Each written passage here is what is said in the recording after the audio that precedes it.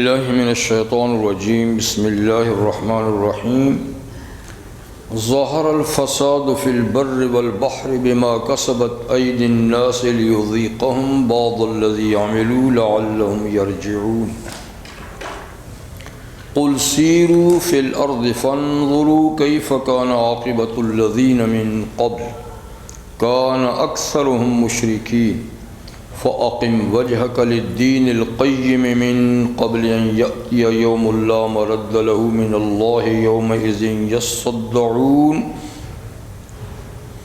من كفر فعليه كفره ومن عمل صالحا فلأنفسهم يمهدون ليجزي الذين آمنوا وعملوا الصالحات من فضله إنه لا يحب الكافرين ومن آياته أن يرسل الرياح مبشرات وليذيقكم من رحمته ولتجري الفلك بأمره ولتبتغوا من فضله ولعلكم تشكرون وَلَقَدْ أَرْسَلْنَا مِن قَبْلِكَ رُسُلًا إِلَىٰ قَوْمِهِمْ فَجَاءُوهُم بِالْبَيِّنَاتِ فَانْتَقَمْنَا مِنَ الَّذِينَ أَجْرَمُوا وَكَانَ حَقًّا عَلَيْنَا نَصْرُ الْمُؤْمِنِينَ صدق اللہ العظیم۔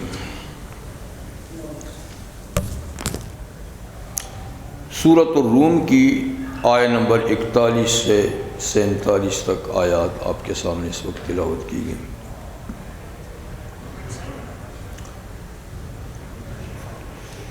ان آیات مبارکہ سے پہلے حق تعالی شانہ نے فرمایا کہ کائنات کا کنٹرول اللہ کے ہاتھ میں ہے اور انسان کو جب اللہ تعالیٰ اپنی مہربانی چکھاتے ہیں یعنی اپنی مہربانی اس کو عطا فرماتے ہیں تو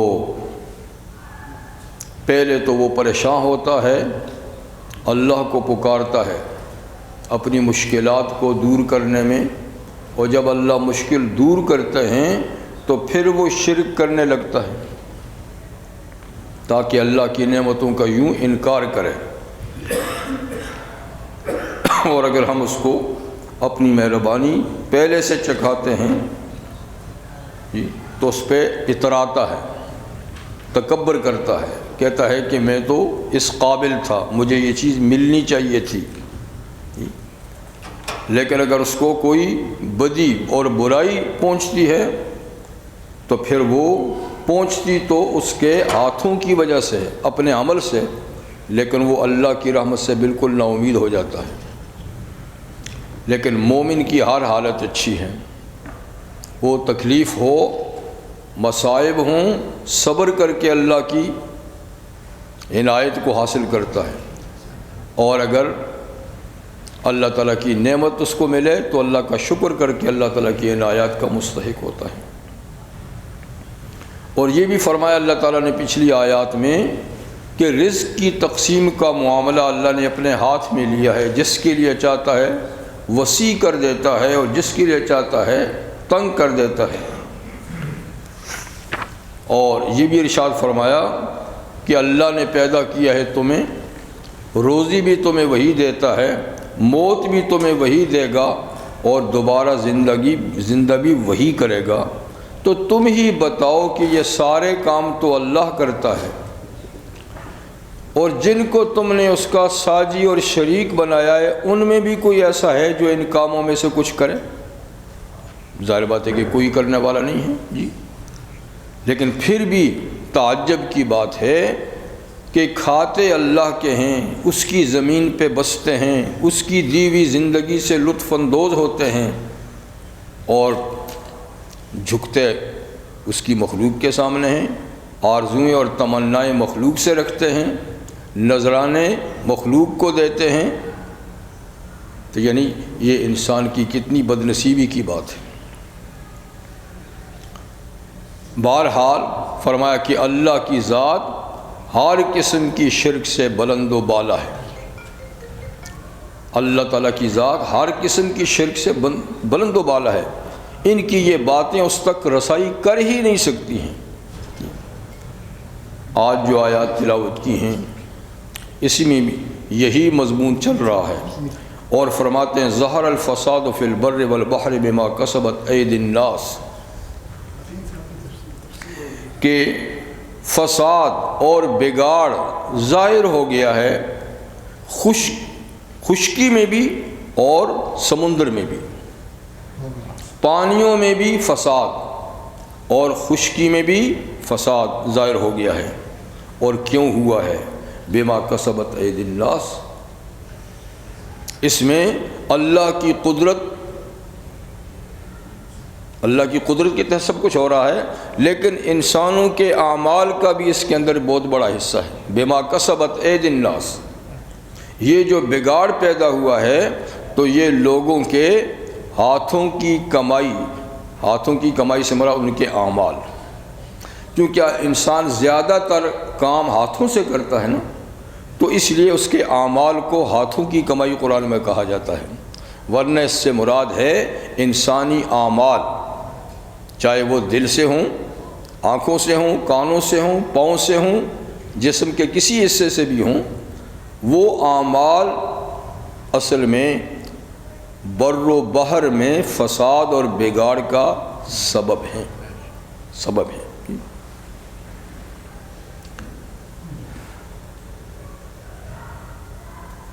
مفسرین کرام میں امام مجاہد عبداللہ ابن عباس رضی اللہ عنہ کے جلیل القدر شاگرد ہیں، مفسر قرآن ہیں، وہ فرماتے ہیں کہ سب سے پہلے فساد اور بگاڑ جو پیدا ہوا وہ آدم علیہ السلام کے بیٹے قابیل کے حابیل کو اپنے بھائی کو قتل کرنے سے ہوا۔ امام ضحاک یہ بھی مفسر قرآن ہیں، تابعی ہیں، یہ بھی فرماتے ہیں کہ اللہ تعالیٰ نے زمین کا نظام بالکل ٹھیک کیا تھا، جیسے اللہ تعالیٰ دوسری آیت میں فرماتے ہیں وَلَا تُفْسِدُوا فِي الْأَرْضِ بَعْدَ إِصْلَاحِهَا، کہ زمین کی اصلاح ہو جانے کے بعد اب اس میں بگاڑ مت پیدا کرو۔ زمین کی اصلاح، کہ اس کی ہر چیز کو اللہ نے ٹھیک کیا ہے، اب اس کو خراب نہیں کرو، بگاڑ نہیں کرو، اگر اس میں بگاڑ ہوگا تو وہ تمہارے عمل کی وجہ سے ہوگا۔ تو فرماتے ہیں کہ اللہ تعالیٰ نے زمین کا نظام بالکل درست فرمایا تھا، اور زمین کا کوئی حصہ بنجر نہیں تھا، ناقابل کاشت، ناقابل پیداوار نہیں تھا، پوری زمین زرخیز اور پیداوار دینے والی تھی۔ اور کہتے ہیں ابن آدم جس درخت کے پاس جاتا تو پھل ملتا تھا، اور ہر پھل شیریں اور میٹھا ہوتا تھا۔ اور فرماتے ہیں کہ جانور شیر گائے کو، بھیڑیا بکری کو چھیڑتا نہیں تھا، یعنی کوئی غلط کام نہیں ہوتا تھا، کوئی کسی سے عداوت، کوئی کسی سے دشمنی، نہ جانوروں کی نہ انسانوں کی۔ اور پانی سمندر کا میٹھا تھا، پانی سمندر کا میٹھا تھا، کانٹے نہیں تھے، پھول تھے تو پوری جوبن پر پوری خوشبو دینے والے، یعنی ہر چیز بالکل درست۔ تو سب سے پہلے ہر چیز میں تغیر اور جو تبدیلی آئی تو وہ پہلے گناہ سے ہوئی جو بھائی نے بھائی کو قتل کر کے ارتکاب کیا، تو اس وقت سے ہر چیز میں تغیر اور تبدل آ گیا۔ سمندر کا پانی کڑوا ہو گیا، زمین کے خطے بنجر ہو گئے جی، اور جھاڑیوں میں کانٹے پیدا ہو گئے، درختوں میں پھل جو ہیں ان کے ذائقے بدل گئے، تو ہر چیز میں تبدیلی آ گئی اس ایک گناہ سے۔ اور فرمائیں گے ظہر الفساد فی البر والبحر، خشکی پر بھی اور سمندر میں بھی دونوں کا نظام بگڑ گیا، ٹھیک ہے نا۔ خشکی میں تو جیسا کہ زمین بدلی، درخت بدلے، جانور بدلے، انسانوں میں عداوتیں پیدا ہو گئیں، یہ ساری چیزیں ہو گئیں۔ سمندر میں طغیانی آنے لگی، سیلاب آنے لگے، جوش آنے لگا، پانی اس کا خراب ہو گیا۔ تو یہ کب ہوا؟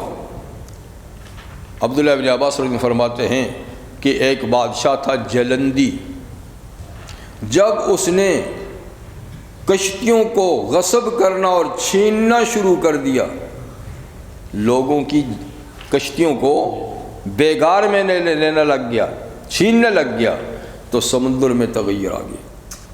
تو زمین پہ تغیر آیا قابیل کے قتل سے، سمندر میں تغیر آیا جلندی کی غاصبانہ فعل سے، ظالمانہ فعل سے۔ اور فساد کیا ہے؟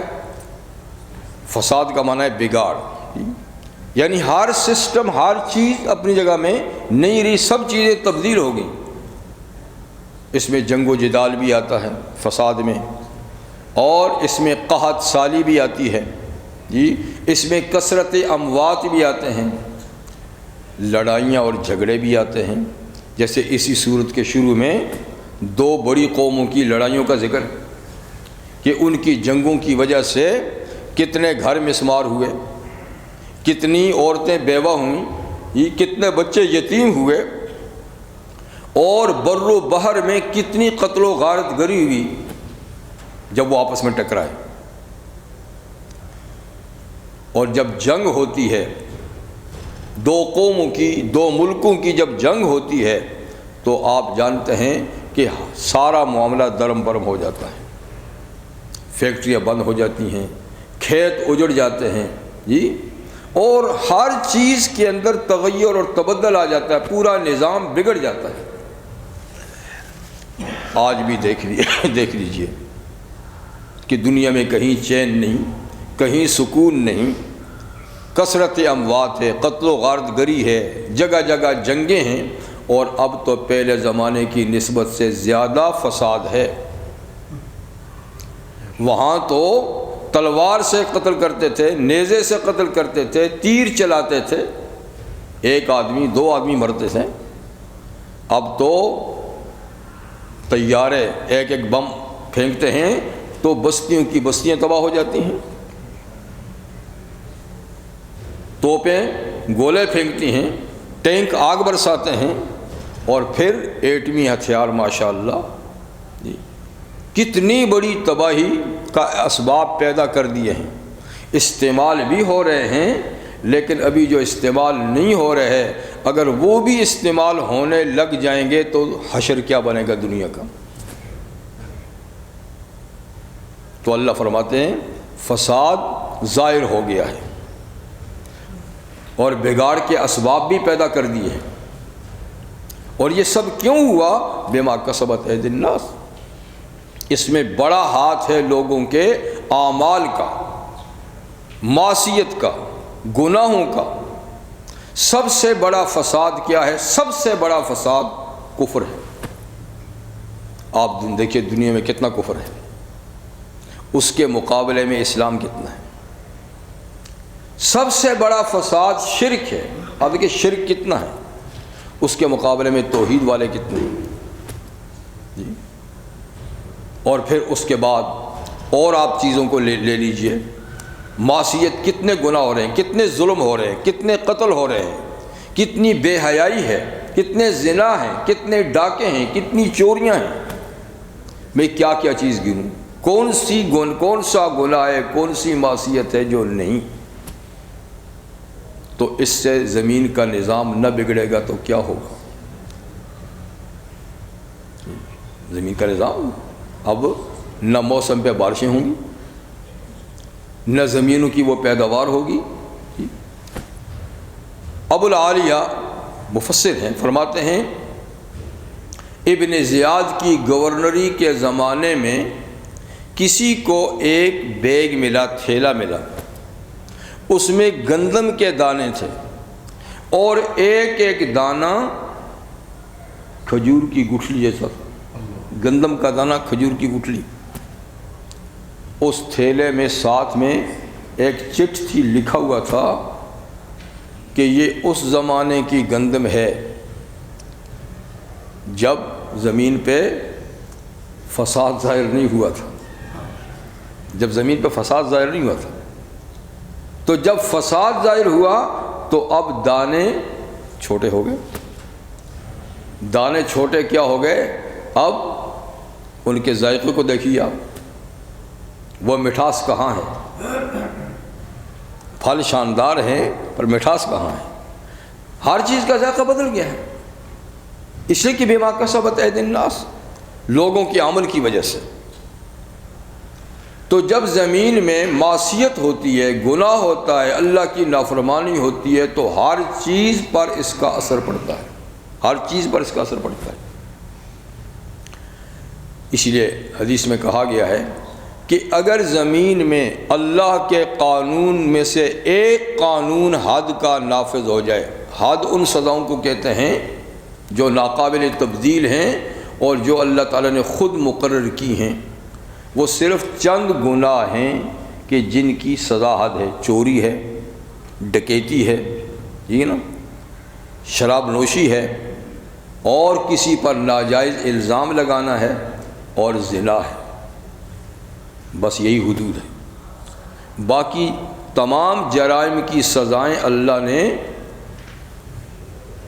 یعنی کوئی اسمبلی ہے وہ قانون بنائے، کوئی جج ہے وہ قانون بنائے، کوئی بادشاہ ہے وہ قانون بنائے، اجازت ہے جتنی سزا رکھتے ہیں، جو بھی رکھتے ہیں، لیکن ان چند جرائم کی سزا اللہ نے خود مقرر کی ہے۔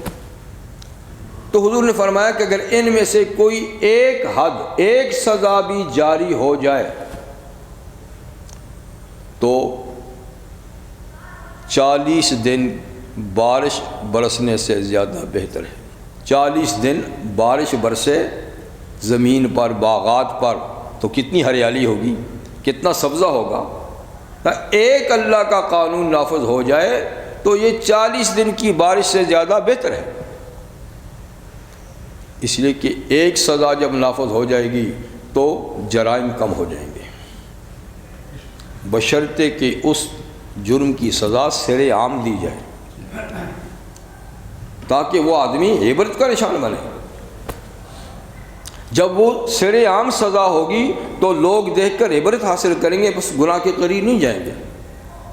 تو جب گناہ کم ہوں گے تو اللہ کی رحمت کا نزول ہوگا، جتنے گناہ کم ہوں گے اتنا اللہ تعالیٰ کی رحمت کا نزول ہوگا، اور جتنی معصیت بڑھتی ہے اللہ کی ناراضگی، اللہ کا غضب، اس کا نزول ہوتا ہے۔ تو ہر چیز میں بے برکتی، ہر چیز کے اندر خرابی پیدا ہوتی ہے۔ تو حدود جو ہے نا، یعنی اللہ نے جو سزائیں مقرر کی ہیں، ان کو کہتے ہیں زواجر۔ زواجر کا معنی ہے یہ لوگوں کو معصیت سے روکنے والی، لیکن شرط وہی ہے کہ یہ سر عام پبلک کے اندر دی جائیں تاکہ لوگ دیکھ کر پھر ان گناہوں کے قریب نہ جائیں۔ لیکن ایسا کب ہوتا ہے؟ پہلے تو یہ سزا ہی نہیں دی جاتی، اگر بالفرض کوئی سزا دی جاتی ہے تو کسی کمرے کے اندر دی جاتی ہے، لاش کا بھی لوگوں کو پتہ نہیں ہوتا، تو لوگوں کو کیا عبرت حاصل ہوگی؟ اسی طریقے سے بخاری مسلم کی حدیث ہے کہ جب کوئی فاسق و فاجر آدمی مرتا ہے تو ہر چیز مسرت اور خوشی کا اظہار کرتی ہے، پرندے بھی، درندے بھی، جی، اور نباتات بھی، ٹھیک ہے نا۔ تو ہر چیز جو ہے نا وہ خوش ہوتی ہے کہ اللہ کا شکر ہے کہ یہ بدبخت گیا، نہ معلوم کہ اس کی معصیت سے اللہ کوئی عذاب نازل کرتا تو اس میں ہم بھی چلے جاتے۔ تو اچھا ہوا یہ ایک شر، ایک فساد کا سبب جو تھا یہ ختم ہوا، تو ہر چیز خوش ہوتی ہے اس کے جانے پر۔ تو ان چیزوں میں بھی شعور ہے کہ اللہ کی نافرمانی اللہ کے قہر و غضب کا سبب، اس لیے کوئی ایک آدمی اگر جاتا ہے تو ہر چیز کو مسرت اور خوشی ہوتی ہے، لیکن اس کے برخلاف کوئی اللہ کا صالح اور نیک بندہ جاتا ہے دنیا سے، جس کے اعمال اللہ کی رحمت کا باعث ہوتے ہیں، اللہ کی خوشنودی کا باعث ہوتے ہیں، جب وہ دنیا سے جاتا ہے تو ہر چیز اس کے جانے پہ پریشان ہوتی ہے کہ یہ وجہ رحمت تھا، افسوس یہ چلا گیا۔ اللہ تعالیٰ نے فرعون جب غرق ہوا تو اس کے بارے میں فرمایا ہے فما بکت علیہم السماء والارض، نہ آسمان رویا نہ زمین روئی، یعنی فرعونیوں کے غرق ہونے پر نہ آسمان رویا نہ زمین روئی، مطلب کہ اس کا جانا کوئی بڑی بات ہی نہیں ہوئی، اس لیے کہ وہ تو معصیت کا پتلا تھا،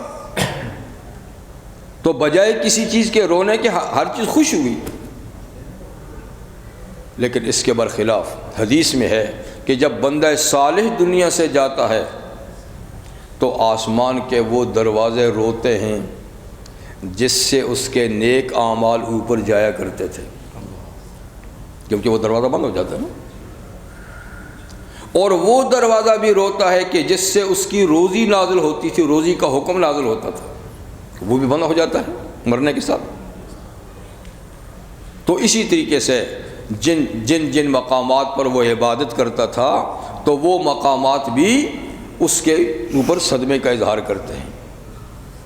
تو بہرحال معصیت اور گناہ اتنی بڑی نحوست ہے کہ اس سے پورا سسٹم تبدیل ہوتا ہے اور اس کا پورا سسٹم جو ہے وہ بدلتا ہے۔ تو اللہ تعالیٰ فرماتے ہیں دیکھو فساد یعنی بگاڑ ظاہر ہو گیا، خشکی میں بھی سمندر میں بھی، اور کیوں ہو گیا؟ بما کسبت ایدی الناس، لوگوں کے اعمال، لوگوں کی کرتوت کی وجہ سے۔ تو جوں معصیت بڑھتی ہے تو جوں نظام بگڑتا چلا جاتا ہے،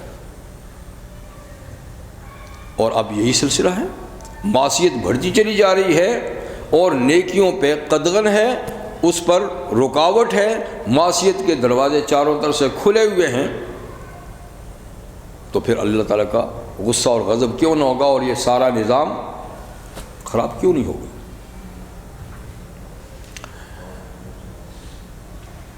نبی کریم صلی اللہ علیہ وسلم جس زمانے میں پیدا ہوئے، ایران میں اس زمانے میں جو بادشاہ تھا تو مشرک تھا، لیکن وہ لوگوں کے ساتھ انصاف کرتا تھا، اللہ کے بارے میں تو ظالم تھا، عقیدہ غلط تھا، تو اس کا نام تھا نوشی رواں، لیکن عادل پروری کی وجہ سے اس کو نوشی رواں عادل کہتے تھے، یہ اس کا خاص وصف تھا، لوگوں میں انصاف کرتا تھا، کسی پہ ظلم روا نہیں رکھتا تھا، سب کے ساتھ مساوی سلوک، انصاف کا معاملہ، اسی لیے اس کو نوشی رواں عادل کہتے تھے۔ ہمارے شیخ سعدی رحمہ اللہ نے ان کے کئی قصے ذکر کیے عدل و انصاف کے، مثلا ایک قصہ یہ بھی انہوں نے ذکر کیا کہ وہ ایک دفعہ جنگل میں گیا، جیسے کہ لوگ شکار کے لیے جاتے ہیں، تو اپنی پوری ٹیم کے ساتھ شکار کے لیے گیا، اور انہوں نے کوئی جنگلی گائے شکار کی، اس کو روسٹ کیا، تو وہ اپنے ساتھ نمک لے جانا بھول گئے تھے ان کے ساتھی، تو نمک کی ضرورت پڑی، تو ساتھیوں نے کہا کہ کون سی بڑی بات ہے، یہ 7 گاؤں ہے، جا کر وہاں سے نمک لے آؤ۔ جب جانے لگے تو نوشی نے کہا جس سے نمک لانا ہے پیسے دے کے لانا۔ پیسے؟ کہا جی نمک کون سی چیز ہے، یہ تو فری میں لوگ دے دیتے ہیں، اور پھر ماشاءاللہ ہماری حکومت ہے، ہم حکمران ہیں، ہم سے کون روکے گا؟ انہوں نے کہا نہیں، پیسے دے کے لانا۔ آج نمک کی چٹکی اگر تم فری میں لوگے، کل آنے والے لوگوں کے جانوروں کو بھی ہانک کے لے آئیں گے، یہ تو ظلم کی بنیاد پڑ جائے گی۔ کہ چٹکی بھر بھی تم نے اگر نمک لینا ہے تو اس کے پیسے دے کے لانا، فری میں نہیں لانا، یہ ایک مثال بن جائے گی۔ تو خیر وہ بڑا عادل تھا۔ اسی طرح مشہور مفسر امام راضی رحمہ اللہ نے ان کا ایک قصہ لکھا ہے۔ امام راضی فرماتے ہیں کہ ایک دفعہ نوشی رواں اسی طرح اپنی شکاری ٹیم کے ساتھ شکار کے لیے جنگل میں گیا، کیمپ لگا، اور پھر چاروں طرف شکار کے لیے لوگ گئے تو پھر تنہا ہو جاتے ہیں، ہر آدمی اپنے شکار کے پیچھے بھاگتا ہے تو الگ ہو جاتے ہیں۔ تو بادشاہ جب شکار کے لیے نکلا تو بہت دور چلا گیا، اپنی جماعت سے بالکل الگ تھلگ ہو گیا، بہت دور نکل گیا۔ جب بہت دور نکل گیا ساتھیوں سے تو جنگل میں اس کو پیاس لگی، اب پانی کی تلاش میں وہ گھوم پھر رہا ہے، اس کو دور سے ایک باغ نظر آیا۔ اس کا یہاں باغ ہے تو ضرور یہاں پانی ہوگا، تو جاؤ وہاں جا کر کچھ آرام بھی کر لیتا ہوں، پانی بھی پی لوں گا، پھر میں واپس اپنے ساتھیوں کے پاس کیمپ میں چلا جاؤں گا۔ کہتے باغ میں جب پہنچا تو وہ باغ تھا اناروں کا، سب انار کے درخت تھے۔ تو اس میں ایک مالی تھا باغ کا، تو اس کو کہا کہ بھائی میں پیاسا ہوں تو مجھے پانی پلا دو۔ اس کو نہیں پتہ تھا کہ یہ اس ملک کا بادشاہ ہے، کیونکہ اس وقت وہ شکاریوں کے لباس میں تھا۔ نہ اس نے کہا کہ میں ملک کا بادشاہ ہوں، نہ اس نے پہچانا، بس ایک مسافر ہے، جنگل میں آیا ہے، پیاسا ہے۔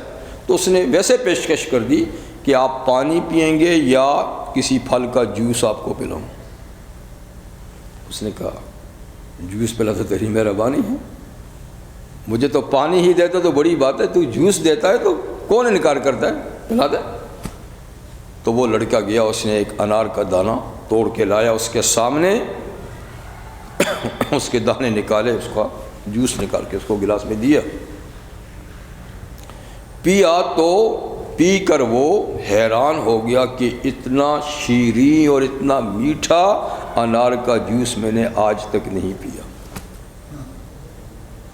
تو دل میں کہتے ہیں، امام راضی کہتے ہیں، دل میں اس کے یہ خیال آیا کہ میرے ملک میں اتنے میٹھے اناروں کا باغ ہے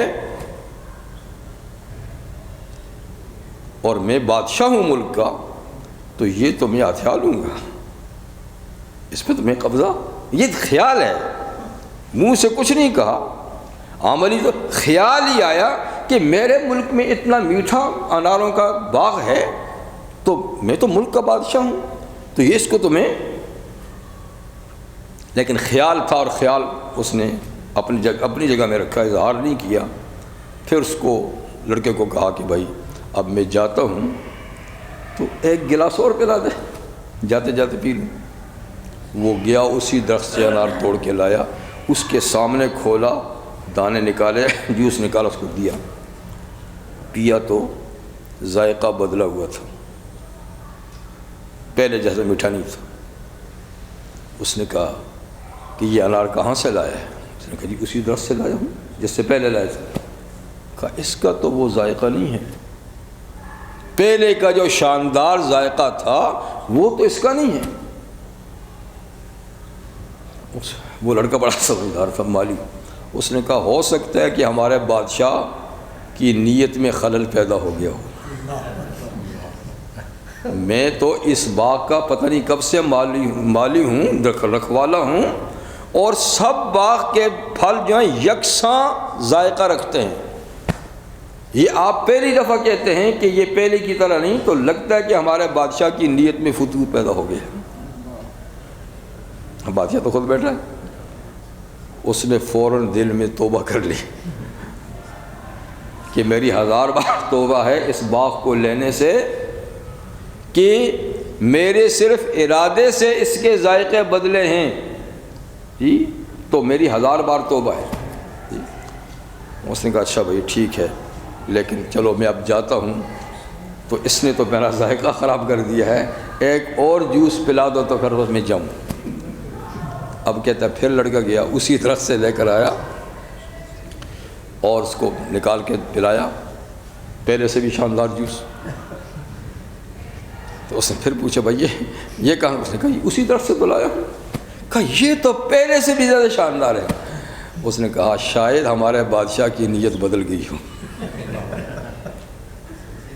شاید ہمارا بادشاہ کی نیت، تو بادشاہ تو خود بیٹھا ہوا ہے اور نیت کی تبدیلی۔ تو امام راضی رحمہ اللہ فرماتے ہیں کہ دیکھو ایک بدنیتی سے ایک پھل کا ذائقہ کتنا بدل گیا، صرف نیت خراب ہوئی تھی، کوئی عملی کام نہیں کیا۔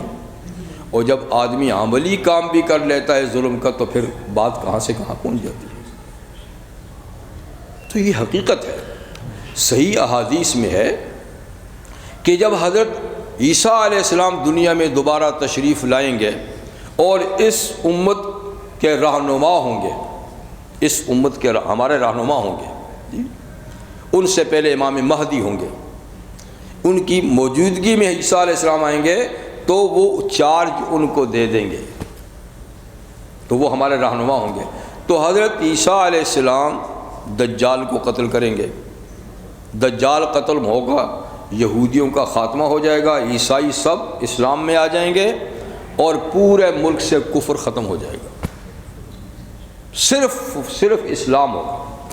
اور اسلام بھی اس طرح کے سب لوگ نیک اور پارسا ہوں گے، سب لوگ نیک اور پارسا ہوں گے۔ جب سب لوگ نیک اور پارسا ہوں گے، کفر نہیں رہے گا، شرک نہیں رہے گا، جی، تو معاشرہ پھر حضور نے فرمایا کہ تبدیل ہو جائے گا، پھر ہر چیز کی اصلاح ہو جائے گی، پورا امن قائم ہو جائے گا۔ اور حضور نے فرمایا کہ زمین اپنی پوری برکات کا اظہار کرے گی، مال و دولت اتنا ہوگا کہ کوئی صدقہ زکوٰۃ لینے والا ہی نہیں ہوگا۔ تو زمین اپنے خزانے اگلے گی اور زمین سے پوری برکتوں کا اظہار ہوگا۔ تو حضور نے فرمایا ایک انار کا دانہ اتنا بڑا ہوگا کہ جب اس کے دانے نکالیں گے تو کئی لوگ کھا کر پیٹ بھر لیں گے، کئی لوگ۔ اور اتنا بڑا دانہ ہوگا جب بیچ سے اس کو کاٹیں گے اور اندر سے دانے نکال کے خالی کریں گے تو اس کے نیچے خیمے کی طرح ہوگا، اتنا بڑا کہ اس کے نیچے 8-10 آدمی سو سکیں گے، ایک انار کے آدھے دانے کے نیچے۔ اور اس کے دانے کھا کر پوری جماعت ایک پیٹ بھر لے گی۔ اور فرمایا کہ ایک بکری اتنا دودھ دے گی، پوری فیملی سیراب ہوگی، ایک گائے اتنا دودھ دے گی، کئی گھروں کے لیے کافی ہوگا۔ اور حضور نے فرمایا کہ بچے سانپوں سے کھیلیں گے، بچے سانپوں سے کھیلیں گے اور سانپ کے اندر سے زہر نکل چکی ہوگی، اس لیے کہ زہر بھی ہمارے گناہ سے پڑتی ہے۔ بچھو میں زہر، سانپ میں زہر، اور جنگلی درندوں میں یہ درندگی، یہ ہمارے کرتوتوں سے ہے۔ جب انسان ٹھیک ہوتا ہے، عدل کرتا ہے، انصاف کرتا ہے، اللہ کی عبادت کرتا ہے تو سانپوں میں زہر نہیں، بچھو میں زہر نہیں، درندے۔ یہ بھی واقعہ ہے جب عمر بن عبدالعزیز رحمہ اللہ امیر المومنین بنے تو اس سے پہلے نظام خلافت خراب تھا، بادشاہ تھی اور بادشاہ اپنی مرضی سے کام چلتے تھے۔ یہ جب ان کا نمبر آیا تو یہ بھی نامزد تھے، یہ بھی نامزد تھے، لیکن ان کو یہ سسٹم پسند نہیں تھا نامزدگی کا، یہ خلافت راشدہ کا سسٹم جو ہے اس کو پسند کرتے تھے۔ تو خیر نامزدگی میں جب ان کا نام آ گیا تو ان کو امیر المومنین بنا دیا۔ تو یہ سیدھے مسجد میں گئے، پبلک کو جمع کر کے کہا کہ میں پچھلے دستور کے تحت نامزد خلیفہ ہوں، لیکن میں ایسا خلیفہ نہیں بننا چاہتا، تم اپنی مرضی سے کسی کو چن لو، میں بیٹھ رہا ہوں۔ تو سب نے کہا ہم آپ ہی کو چنتے ہیں۔ جب سب نے کہا آپ ہی کو چنتے ہیں تو پھر آپ خلافت پہ۔ تو آپ کا زمانہ بڑا مختصر تھا، یعنی 2-2.5 سال ہی خلافت کے رہے آپ کے، لیکن جب آدمی کام کرنا چاہتا ہے نا تو وہ چند دنوں میں بھی کر لیتا ہے، اور جس کی نیت خراب ہو نہ کرنا چاہے تو اس کے لیے برسہا برس بھی کافی نہیں ہے۔ اب تو بہانہ کیا کرتے ہیں نا، اور یہ 4 سال میں ہم کیا کر سکتے ہیں، آوے کا آوا ہی بگڑا ہوا ہے، تم خود بگڑے ہوئے ہو، اگر تم سیدھے ہو جاؤ تو آوے کا آوا 2 دن میں ٹھیک ہو سکتا ہے، لیکن بہانے ہیں، تو دیکھیے برسہا برس گزر چکتے ہیں اور نظام ٹھیک نہیں ہوتا. جو کرتا ہے نا اس کو تھوڑا سا وقت چاہیے. ایک دم انہوں نے فائلیں منگوائیں اور جن جن کی زمینیں پچھلے خلفاء نے قبضے میں کر کے اپنے خاندان میں تقسیم کی تھی سب کو پھاڑ دیا. اپنے جو ان کے نام کی وہ بھی پھاڑ دی اور کہا جو اصل مالکان ہیں وہ اپنا اپنا قبضہ لے لیں.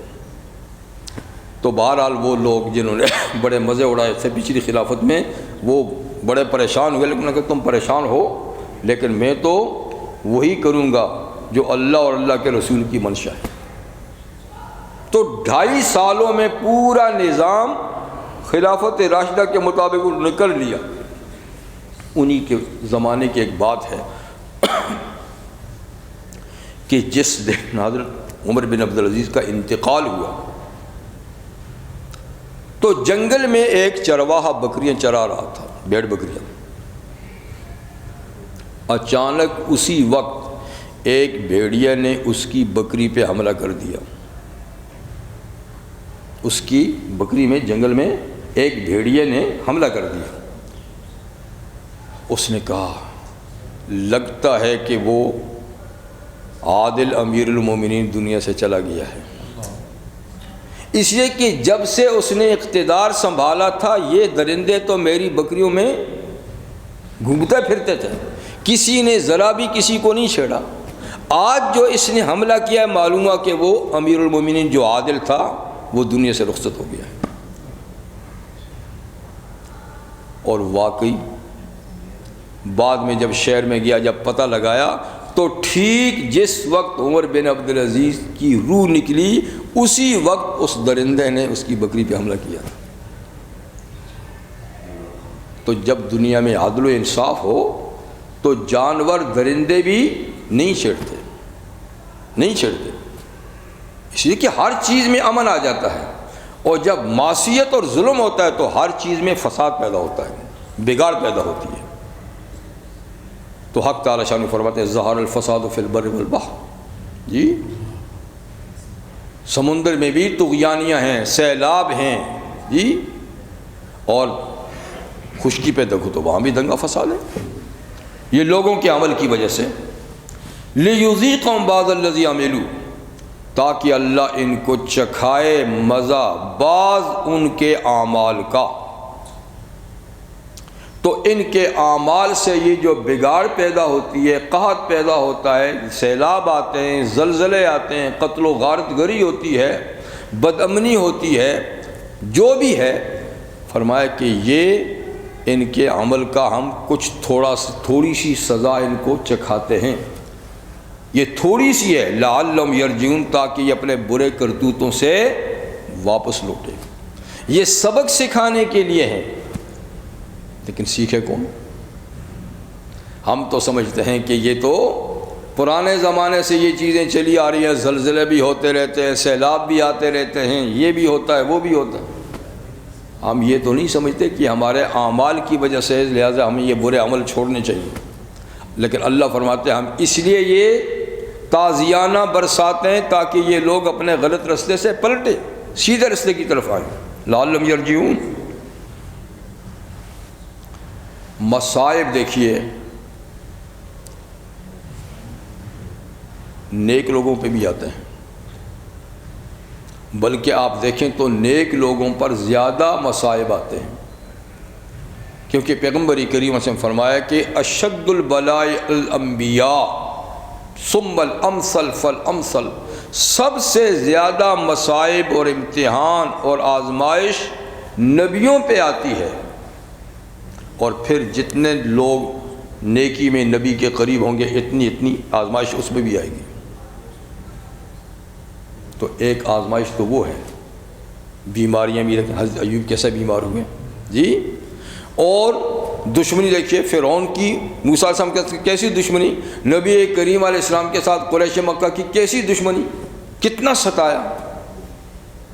تو یہ مصائب جو نیک اور صالح لوگوں پہ آتے ہیں یہ ان کے درجات بڑھانے کے لیے، یہ کسی جرم کی سزا نہیں بلکہ یہ ان کے درجات بڑھانے کے لیے. لیکن ایک معصیت زدہ گناہ گار، اس پہ جب مصیبت آتی ہے تو یہ اللہ کی طرف سے تعزیانہ ہوتا ہے، یہ سزا ہوتی ہے کہ تو جو غلط راستے پہ چلا ہے اس سے پلٹ جا۔ تو یہ کوئی پوری سزا نہیں ہے اعمال کی، یہ جزوی سزا ہے، اور یہ ہے بھی اس لیے کہ پلٹ جا۔ اصل سزا تو موت کے بعد شروع ہوگی جی۔ تو لعلہم یرجعون، قل سیروا فی الارض، آپ ان لوگوں سے کہہ دیجئے محمد صلی اللہ علیہ وسلم چلو پھرو زمین میں، فانظروا کیف کان عاقبۃ الذین من قبل، اور پھر دیکھو کیسا انجام ہوا ان لوگوں کا جو تم سے پہلے گزرے ہیں، یعنی ان کی معصیت، ان کے گناہوں کی وجہ سے ان کا کیا حشر ہوا، ذرا ان کو دیکھ کے سبق حاصل کرو۔ اور وکان اکثر مشرکین، ان میں اکثریت مشرکوں اور کافروں کی تھی، تو ہم نے ان کے ساتھ کیا معاملہ کیا ذرا دیکھو۔ آج بھی اکثریت دنیا میں کس کی ہے؟ مشرکوں کی ہے، کافروں کی ہے، یعنی موحد تو ان کے مقابلے میں بہت کم ہے، زیادہ تو آج بھی مشرک ہیں جی، تو وہ بھی زیادہ مشرک تھے، موحد ان میں کم تھے۔ پھر ان کا انجام کیا ہوا ذرا چل پھر کے دیکھو، یعنی تم سیر و سیاحت کے لیے تو ضرور جاتے ہو، خوشنما جگہوں میں، زرخیز علاقوں میں جاتے ہو، آب و ہوا کی تبدیلی کے لیے جاتے ہو، ذرا کبھی عبرت حاصل کرنے کے لیے بھی جاؤ ان کھنڈرات پر، ہڑپا جاؤ، مونجو دڑو جاؤ، ٹیکسلا جاؤ، یہ ہمارے اپنے ملک کی بات ہے، اور عاد اور سمود کی بستیوں کو دیکھو، قوم لوط کا حال دیکھو، مدین والوں کو دیکھو جی۔ تو ذرا چلو پھرو دیکھو ان لوگوں کا انجام کیا ہوا جو پہلے گزرے ہیں، ان میں اکثریت مشرکوں کی تھی، تو اس سے سبق حاصل کرو۔ تو ان کی بیماریوں میں سے کون سی بیماری ہے جو آج نہیں؟ جن بیماریوں سے اللہ نے ان کو ختم کیا وہ کون سے جرم اور کون سے گناہ جو آج نہیں، بلکہ ان سے بھی کچھ دو قدم آگے ہی ہیں، ان سے بھی دو قدم آگے ہی ہیں۔ تو اللہ کا قانون تو نہیں بدلا، وَلَن تَجِدَ لِسُنَّتِ اللَّهِ تَبْدِيلًا، اللہ کے قانون میں تبدیلی نہیں پاؤ گے۔ یہ اور بات ہے کہ اللہ کی ابھی مہلت ہے، وقت دیا ہے، تو کوئی ہوشیار ہو تو وقت سے فائدہ اٹھائے، اور کوئی وقت سے فائدہ نہیں اٹھائے گا تو جو مہلت کا وقت ختم ہوگا تو اللہ کا تعزیانہ عبرت آ کر پڑے گا۔ سو فَأَقِمْ وَجْهَكَ لِلدِّينِ الْقَيِّمِ، یہ ہر آدمی کو اللہ کا خطاب ہے، فَأَقِمْ وَجْهَكَ لِلدِّينِ الْقَيِّمِ، تو آپ اے ہر شخص اپنے چہرے کو مضبوط دین کی طرف سیدھا کر لے، ٹیڑھا ویڑا مت جا، دائیں بائیں مت جا، اقم وجهك، سیدھا رکھ اپنے چہرے کو، یعنی اپنی ذات کو، للدین القیم، اس دین کی طرف جو بالکل سیدھا دین ہے، یعنی دین اسلام، من قبل ان یاتی یوم لا مرد لہ، اس دن کے آنے سے پہلے کہ اس دن کو کوئی ٹلا نہیں سکے گا، کوئی پیچھا نہیں کر سکے گا، وہ ٹھیک وقت پہ وہ دن آئے گا۔ اس دن کے آنے سے پہلے خود کو دین پر سیدھا کر دے، کیونکہ وہ دن جب آ گیا تو پھر سیدھا ہونا فائدہ نہیں دے گا، اس سے پہلے خود کو دین پہ سیدھا کر دے۔ لا مرد له من اللہ، کہ اللہ کی طرف سے اس کے لیے اس دن کے واپس کرنے کے لیے کوئی صورت نہیں ہوگی۔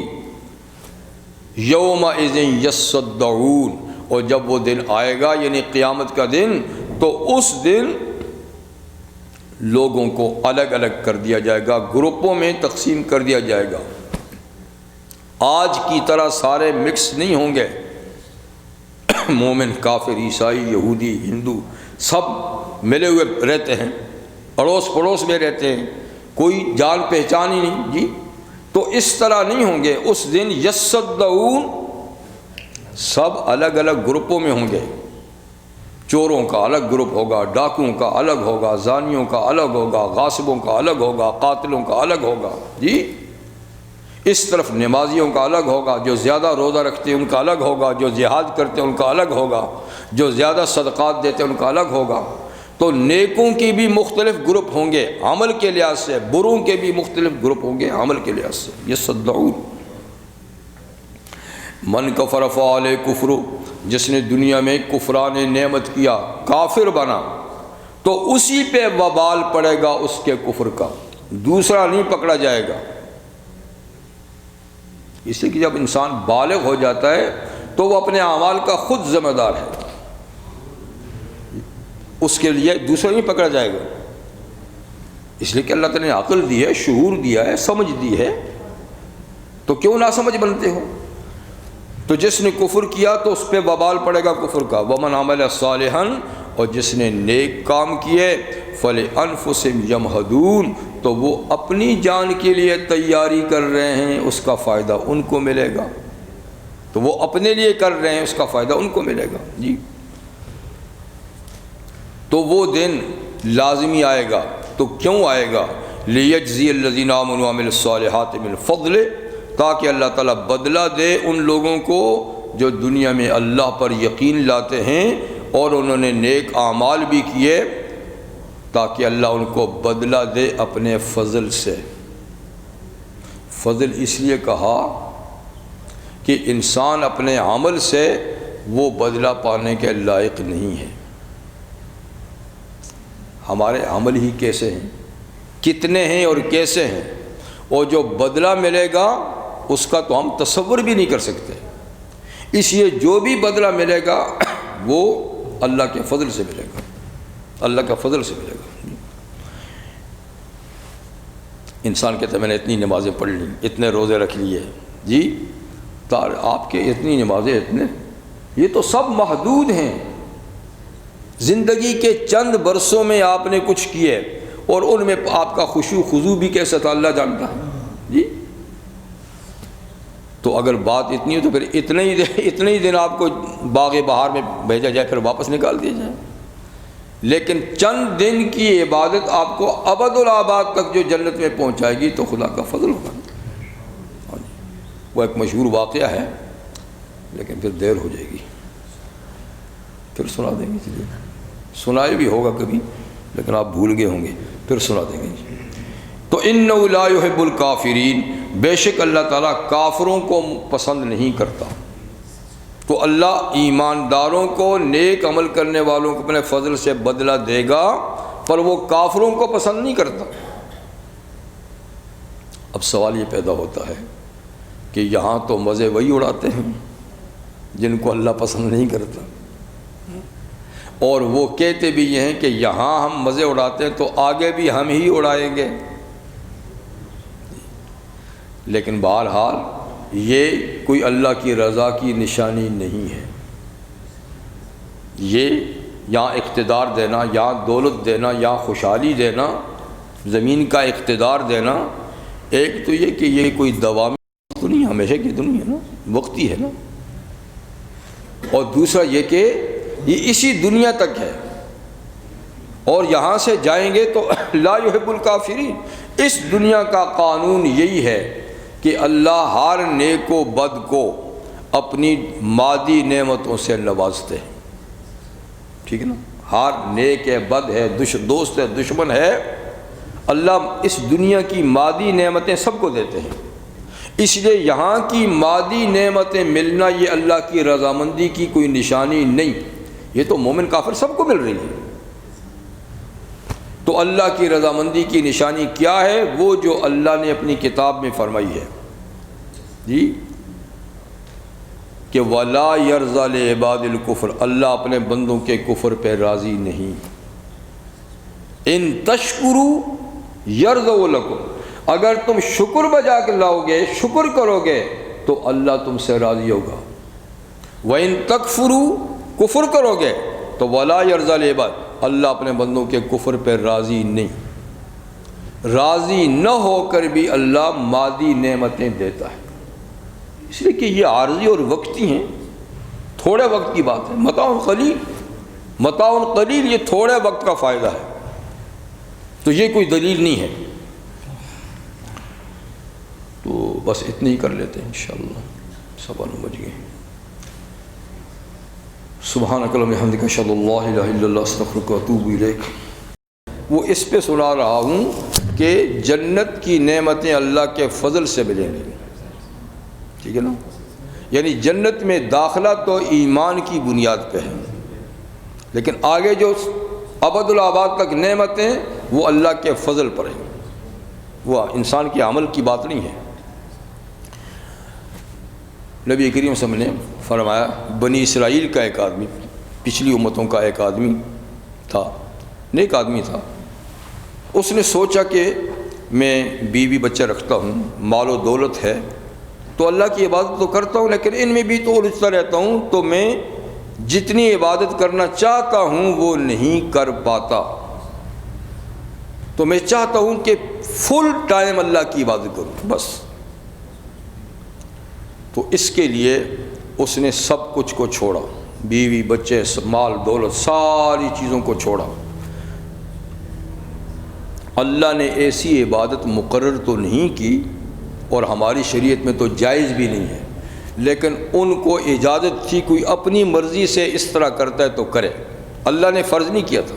اس کو کہتے تھے راہبانیت، ترک دنیا، دنیا سے الگ ہو جاؤ، تو ان کے لیے چونکہ اجازت تھی، کوئی کرتا تو کرے، تو اس نے ترک دنیا کا فیصلہ کر لیا، تو اکیلا سب کچھ کو چھوڑ چھاڑ کے نکلا تو تاکہ میرے پاس کوئی آئے جائے بھی نہیں، اس نے ایک چھوٹا سا جزیرہ دیکھا، چاروں طرف سے پانی، بیچ میں خوش، تو وہیں جا کے ڈیرا ڈال دیا کہ بس یہیں رہوں گا پوری زندگی۔ اس زمانے میں عمریں بھی بڑی بڑی ہوتی، 400 سال 500 سال عمر بھی ہوتی تھی، 600 سال 700 سال بڑی بڑی عمریں ہوتی۔ تو وہاں جب اللہ کی رضا کے لیے جا کے بیٹھ گیا تو اللہ تعالیٰ نے اس کی نیت پر اس کی زندگی کے اسباب بھی پیدا کر دیے۔ ایک انار کا درخت اللہ نے اگا دیا اس جگہ میں، جس میں 12 مہینے انار کے دانے لگے رہتے تھے۔ ایک چھوٹا سا چشمہ پانی کا بھی اللہ نے وہاں سے نکال دیا، بس اس کے لیے کافی تھا۔ اب اس کا معاملہ یہ تھا کہ ہر وقت عبادت کرتا تھا اور روزانہ ایک انار کا دانہ اتار کے نکال کے کھا لیتا اور ایک پیالہ پانی کا پی لیتا تھا، یہ اس کی خوراک تھی، باقی عبادت عبادت عبادت۔ 500 سال عبادت کی، آخر موت کا وقت تو ہے۔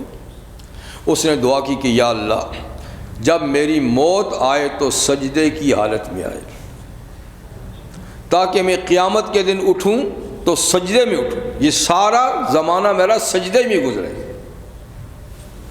اسی کہ حضور نے فرمایا ہے کہ تموتون کما تحیون، تمہیں موت اس طرح آئے گی جیسے زندگی گزارو گے، اور تحشرون کما تموتون، تم قبروں سے اٹھو گے اس طرح جیسے مرو گے۔ تو کوئی نماز میں مرا ہے تو نماز میں اٹھے گا، جی، کوئی حج کی طواف میں مرا ہے تو طواف کرتا اٹھے گا، احرام میں اٹھے گا۔ تو اس نے کہا میں اٹھوں قیامت کے دن تو سجدے میں اٹھوں، یہ میری پوری زندگی موت کے بعد بھی سجدے میں گزرے۔ اللہ نے سجدے میں موت دے دی تو اب جزیرے میں اس کی لاش کو سنبھالیں کس طریقے سے؟ قبر نہیں، جنازہ نہیں، کچھ نہیں۔ تو اللہ تعالیٰ نے اس کی لاش کو محفوظ کرنے کے لیے چاروں طرف سے جھاڑیاں پیدا کر دیں، ایسی جھاڑیاں کہ اس میں اب وہ نظر ہی نہیں آتا اندر، سجدے میں ہے، پوری قبر بن گئی جھاڑیوں سے۔ اللہ تعالیٰ نے اس کی جسم کو محفوظ کر دیا۔ تو حضرت جبریل امین ایک دفعہ تشریف لائے تو حضور کو یہ قصہ سنایا اور کہا کہ میں ابھی اس کی قبر سے ہو کر آیا ہوں۔ اچھا، پھر انہوں نے قصہ یہ سنایا کہ جب یہ شخص مرا تو مرنے کے بعد روح جو ہے نا نیک بندوں کی اللہ کے حضور پیش کی جاتی ہے نا علیین میں، تو اس کی روح کو اللہ کے سامنے پیش کیا گیا، تو اللہ تعالیٰ نے اس کی روح کو خطاب کر کے کہا کہ جا بندے، میں نے تجھے اپنے فضل سے بخش دیا، تجھے اپنے فضل سے۔ اس کے روح کے دل میں وسوسہ پیدا ہوا. عجیب بات ہے، میں نے مال دولت بیوی بچے عزیز و اقارب دوست احباب سب چھوڑ کر جنگل میں جا کے اللہ آپ کو یاد کیا، اور 500 سال تک آپ کی عبادت کرتا رہا، بے ریا، کسی کو دکھایا بھی نہیں. تو میری عبادت کا تو آپ نے نام ہی نہیں لیا کہ اتنی لمبی عبادت کی وجہ سے تجھے بخش دیا. تو آپ کہتے ہیں یہ وسوسہ ہے، کہا نہیں، وسوسہ دل میں آیا کہ اتنی بڑی عبادت کی تو اس کا تو ذکر ہی نہیں کیا، پھر بھی کہتے ہیں کہ اپنے فضل سے بخش دیا. تو اللہ تو وسوسہ جانتے ہیں. اللہ تعالیٰ نے فرشتوں کو کہا اس کو جہنم کی طرف لے جاؤ، لیکن جہنم سے بہت دور رکھنا، صرف اتنا کہ اس کی گرمی اس تک پہنچے بس. ہے میرا نیک بندہ ہے، اتنی زمانے عبادت کی ہے، جلانا نہیں، اس کو سزا نہیں دینی، لیکن اس سے فاصلے پہ رکھنا، لیکن اتنے فاصلے پہ کہ اس کی گرمی لگے ذرا اس کو. فرشتے لے گئے تو جہنم کی گرمی تو آپ کو پتہ ہے سینکڑوں ہزاروں میل تک بھی جاتی ہے. لے گئے تو اتنی شدت کی گرمی لگی کہ زبان نکل آئی پیاس سے، پانی خشک ہو گیا، اندر سخت پیاسا ہو گیا. جب پیاسا ہو گیا تو پانی مانگنے لگا. اچانک غیب سے ایک ہاتھ نکلا، اس کے ہاتھ میں پانی کا ایک پیالہ تھا. پیچھے کون ہے؟ نہیں، ہاتھ ہے اور پیالہ ہے. کہنے لگا او اللہ کے بندے، میری جان پیاس سے نکل رہی ہے، یہ پانی مجھے ذرا دے دے. آواز آئی کہ یہ پانی فری نہیں ہے، اس کی قیمت ہے. کہا کیا قیمت ہے اس کی؟ کہا جس نے 500 سال بے ریا عبادت کی ہو وہ اپنی 500 سال کی عبادت دے تو یہ لے سکتا ہے. اس نے کہا میں نے 500 سال کی عبادت کی ہے، لیکن میں تو ابھی مر رہا ہوں، مجھے یہ پانی دو، میری 500 سال کی عبادت لے جاؤ، مجھے تو جان بچانی ہے. اللہ نے فرمایا اس کو واپس لے آؤ. وہ پیالہ تو نہیں تھا، غائب تھا، غائب ہو گیا، اس کو واپس لے. اللہ تعالیٰ نے فرمایا اب بتا، تیرے دل میں جو وسوسہ تھا کہ میں نے 500 سال عبادت کی ہے، اس کا تو اللہ تعالیٰ نے نام ہی نہیں لیا کہ اس کی وجہ سے بخشا. ٹھیک ہے، تو تیری 500 سال کی عبادت کی قیمت تو نے خود ہی لگا لی ایک پیالہ پانی کا. تو ایک پیالے پانی پہ اس کو بیچ آیا ہے. ٹھیک ہے نا؟ اب تو مجھے یہ بتا کہ 500 سال جو میں تجھے روزانہ پانی دیتا تھا ایک پیالہ، اس کے بدلے میں کیا لایا ہے؟ 500 سال تو جو روزانہ ایک میرا پیدا کیا انار کھاتا تھا، اس کے بدلے میں کیا لایا ہے؟ 500 سال جو میری ہوا کھاتا تھا، جی میری سورج کی دھوپ تجھے لگتی تھی، میں نے تو ان سب کے بدلے میں کیا لایا ہے؟ تو اس کا سارا وہ خیال گیا کہ واقعی عبادت کچھ نہیں ہے، یہ اللہ کے فضل سے ہی سب کچھ ہے. تو بھائی یہ کیا چیز ہے جو جس پہ انسان اترائے کہ یہ اور وہ ہے؟